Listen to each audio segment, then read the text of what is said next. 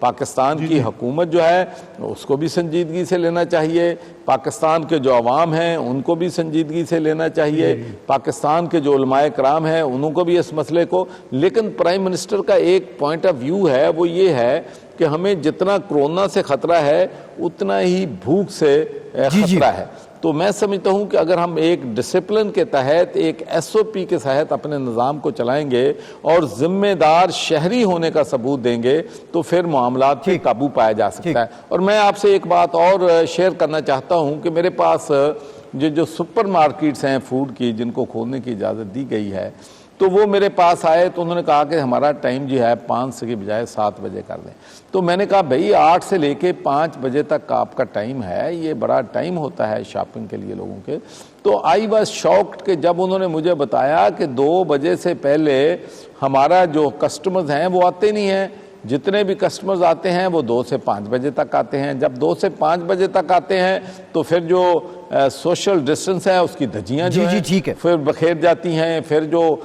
فائدہ ہونا ہے اس سے نقصان ہوتا ہے۔ تو ہمیں اپنے رویوں کو، اپنی سوچ کو حالات کے مطابق میرے بھائی بدلنا ہوگا۔ عارف نظامی صاحب، میں آپ سے شیئر کرنا چاہتا ہوں کہ ہمارے جو رویے تھے جب میں برطانیہ میں تھا تو 9/11 کے بعد 7 کے بعد میں نے پاکستانی اور مسلم کمیونٹی کو کہا کہ اب پہلے حالات نہیں ہیں، اب آپ نے لوگوں کے ساتھ نہیں الجھنا ہے، آپ کے خلاف ایک نفرت پیدا کی جا رہی ہے، آپ نے لوگوں سے بحث نہیں کرنی ہے، تکرار نہیں کرنا ہے، ٹالرنس لیول کو اپنے کو بڑھانا ہے، کیونکہ ہم نے اس ملک میں رہنا ہے اور ان کے ہارٹس اینڈ مائنڈ جیتنے ہیں، ان کو بتانا ہے کہ دہشت گردی سے ہمارا تعلق نہیں ہے۔ تو میں اب پاکستانی کے ساتھیوں کو کہتا ہوں کہ اب حالات بدل گئے ہیں۔ 9/11 کے بعد دنیا بدل گئی تھی، 7/7 کے بعد جو ہے برطانیہ میں تبدیلی آ گئی تھی، اب کرونا آنے کے بعد تبدیلی آ گئی ہے، اور یہ تبدیلی 1 مہینہ 2 مہینے نہیں ہے، یہ وائرس جو ہے جانے والی نہیں ہے، اس نے ابھی واپس پھر آنا ہے۔ تو اب ہمیں اپنی سوچ کو بدلنا ہے اور ہمیں ایک ذمہ دار شہری کا ثبوت دینا ہے، اپنی جان بچانے کے لیے، اپنے خاندان کو سیو کرنے کے لیے، اپنے ملک کو سیو کرنے کے لیے، اپنی قوم کو سیو کرنے کے لیے۔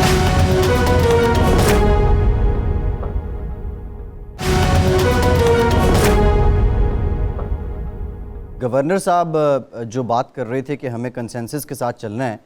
آپ نے خود ہی ذکر کر دیا گورنر صاحب، ابھی یہ جو علماء حضرات کے ساتھ ایک معاملہ چل رہا ہے، کل پرائم منسٹر نے کہا بھی کہ آن بورڈ لیں گے رمضان کو لے کے ان کو، لیکن انہوں نے عجلت میں ہی کہہ دیا کہ لاک ڈاؤن ہم ختم کرتے ہیں۔ پھر دوسرا دیکھیں تاجروں کا آپ نے خود ذکر کر دیا،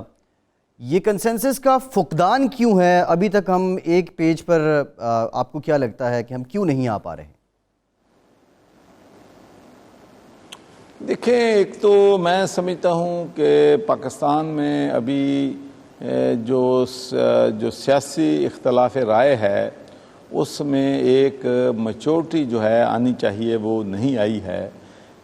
دوسرے ملکوں میں ہم دیکھتے ہیں کہ جتنا مرضی وہ سمجھ لیں کہ اس وقت سیاسی طور پہ فائدہ اٹھایا جا سکتا ہے، لیکن سیاسی جماعتیں سیاسی فائدہ نہیں اٹھاتی اگر وہ یہ سمجھتی ہیں کہ سیاسی فائدے کی وجہ سے ہمارے ملک کو، ہماری قوم کو نقصان ہو سکتا ہے۔ تو میں سمجھتا ہوں ایک تو بنیادی وجہ یہ ہے، دوسرا ٹالرنس نہیں ہے، تیسرا میں یہ بھی کہنا چاہتا ہوں کہ ہمارے میڈیا کے دوست بھی، آپ کو معلوم ہے کہ جب آپ لوگ 3-4 لوگوں کو، پارٹی کے مختلف لوگوں کو ایک پلیٹ فارم پہ ایک جگہ پہ بٹھاتے ہیں اور جس طریقے سے بڑے پیار سے تھوڑی سی اپنی جو ہے ان کو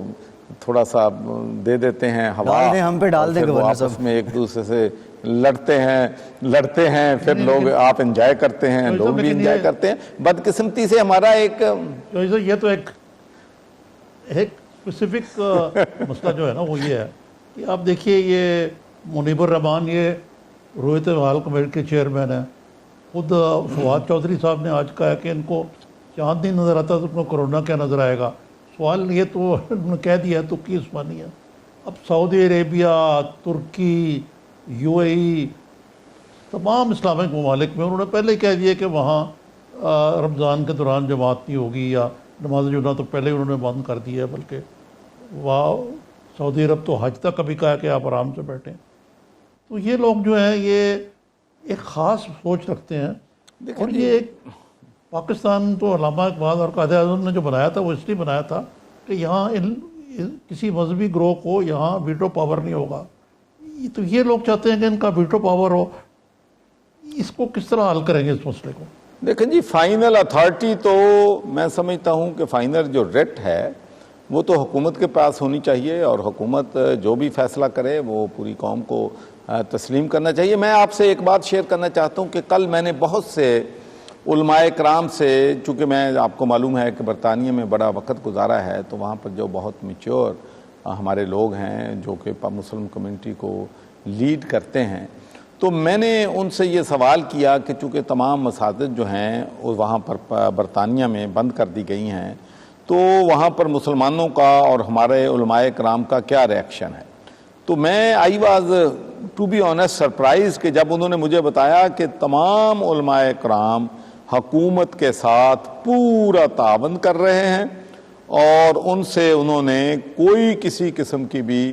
جو حکومت کا فیصلہ ہے اس میں کسی قسم کی بھی کوئی رکاوٹ جو ہے وہ ہمارا جو ریلیجس آرڈر ہے اس کی طرف سے نہیں آ رہی ہے. ایک ایشو تھا جس پہ میں بھی کنسرن تھا ایز اے مسلم، کہ وہاں پر وہ یہ ایک سوچ تھی کہ باڈیز جو ہیں ان کو جب کفن دفن کریں گے، قبر میں دفنائیں گے، تو اس سے بھی ایک خدشہ ہے کہ بیماری بڑھ سکتی ہے، بیماری پھیل سکتی ہے. تو اس پہ ہمارے جو علماء کرام ہیں انہوں نے وہاں پر جو ہے کنونس کیا وہاں کی حکومت کو. اس میں میرا بیٹا اناس سرور جو تھا اس نے بھی اپنا رول جو ہے وہ ادا کیا، اور اللہ کا شکر ہے کہ وہاں کی حکومت نے ہماری جو مذہبی جو روایات ہیں یا ہماری جو اسلامی طریقہ ہے اس کو انہوں نے اس میں عمل دخل نہیں دیا. انہوں نے کہا کہ ٹھیک ہے، آپ لوگ جو ہیں ایک سرٹن لمیٹیشنز میں جنازہ پہ لوگ نہیں جمع ہوں گے، اور اس کے جو ایک سرٹن پروٹوکول بنائے گئے ہیں جس کے تحت ان کو جو باڈی ہے اس کو دفنانے کی اجازت جو ہے وہ دے دی گئی ہے. خانہ کعبہ کا آپ نے دیکھیں سب سے بڑی تکلیف دہ بات جو ہے کسی بھی مسلمان کے لیے وہ تو خانہ کعبہ کا طواف ہے. اس پہ تو تمام دنیا کے مسلمان رنجیدہ ہیں، ہر بندہ رنجیدہ ہے، لیکن ایک چونکہ وقت کی ضرورت تھی اور وہ اس سے ایک وبا جو ہے وہ پھیلنے کا خطرہ تھا، تو میرے خیال میں کسی نے بھی جو ہے سعودی عربیہ پہ، میں نے نہیں کم از کم سنا کہ کسی عالم دین نے، چاہے وہ پاکستان میں ہے، انڈیا میں ہے، بنگلہ دیش میں ہے یا دنیا کے کسی بھی کونے میں ہے، انہوں نے سعودی عرب کے فیصلے کو کسی نے کنڈیم کیا ہے. مسجد نبوی میں جو ہے وہ بھی آپ سب کے سامنے ہے. پھر کویت میں وہ بھی سامنے ہے، بلکہ کویت میں تو انہوں نے اذان ہی کہہ دیا کہ اپنے گھروں میں نماز پڑھیں. تو میں سمجھتا ہوں کہ ہمارے علماء کرام جو ہیں ان کو بھی ایک اہم جو ہے ان پہ بھی ذمہ داری آتی ہے. لوگوں کی جانیں ہیں، لوگوں کی زندگیاں ہیں، اور جتنی جلدی ہم اس کرونا وائرس کو کنٹرول کریں گے اتنی جلدی لائف جو ہے بیک ٹو نارمل آئے گی. اگر ہم نے اپنے آپ کو ڈسپلن نہ کیا، اگر ہم نے اپنے فیصلے جو ہیں وہ جو ہے وہ انٹرنیشنل سوچ رکھ کے، میچور سوچ رکھ کے فیصلے نہ کیے، تو اس کا بہت بڑا نقصان ہو جائے گا. پھر اس نقصان کی تلافی ممکن نہیں ہوگی. ٹھیک، بہت شکریہ گورنر پنجاب چودھری محمد سرور صاحب، آپ کا بہت شکریہ. ایک بریک لیتے ہیں اور بریک کے بعد کچھ دیگر معاملات پہ بات کرتے ہیں. ہمارے ساتھ رہیے.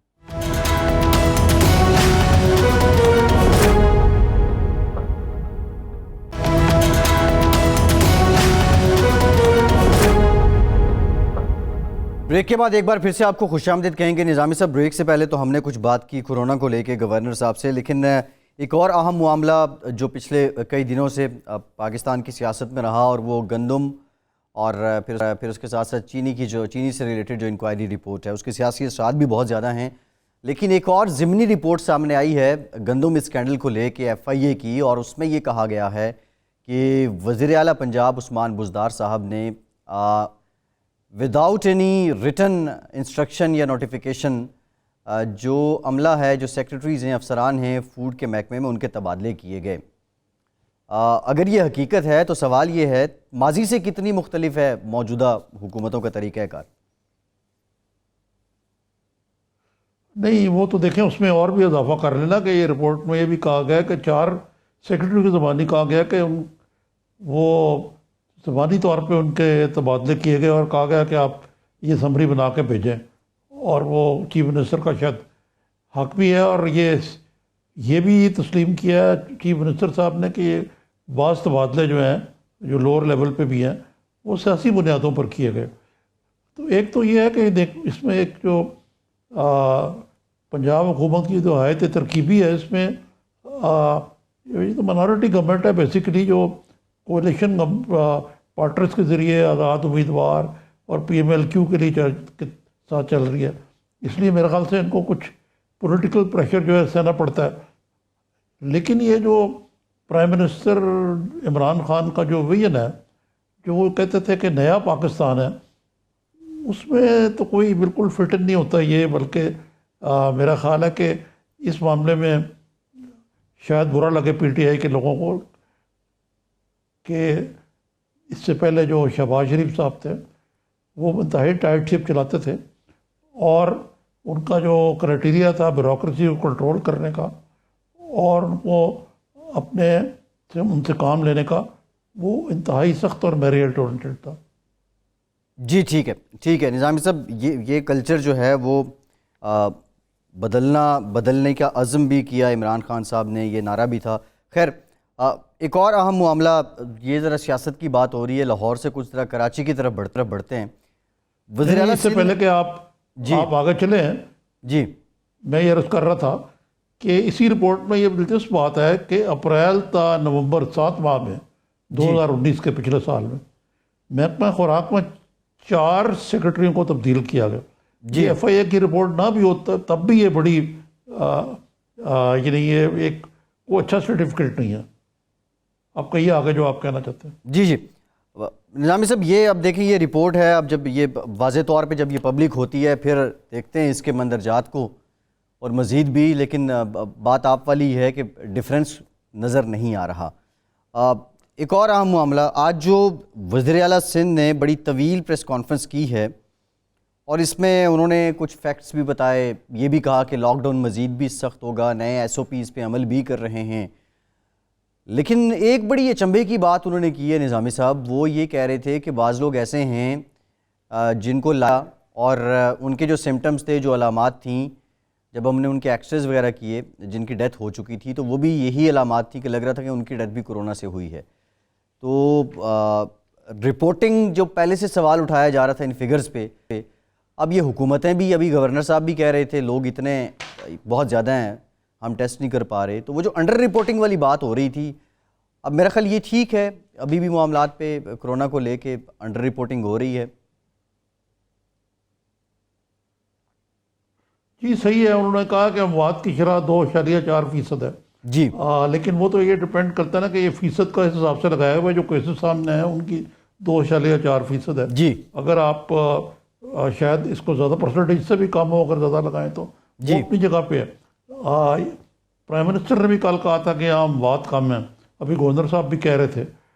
شاید یہ ہمارے ڈی این اے میں ہو یا کچھ اور معاملات ہوں. آئی ایم ایف نے بھی ہمارے جو اس معاملے میں جو ہم نے تدابیر کی ہیں ان کی تعریف کی ہے. جی لیکن جو تعریف کی ہے، لیکن جو وزیر اعلیٰ سندھ ہیں وہ کوئی وفاقی حکومت کی چھیڑ بنتے جا رہے ہیں.